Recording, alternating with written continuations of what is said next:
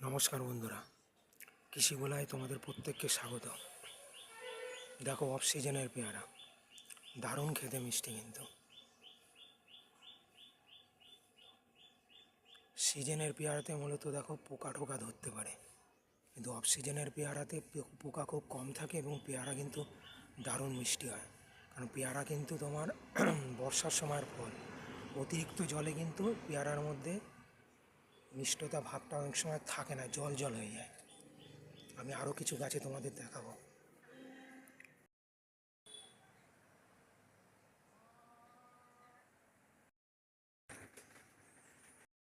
এই মালটা দেখো বন্ধুরা, দারুণ কিন্তু ডাস হয়েছে। রোদের জন্য দেখতে পাচ্ছ কিনা জানি না, একদম এই দেখো। যদিও অনেক সময় অনেক বড় জিনিস ক্যামেরায় কিন্তু খুব ছোটই লাগে,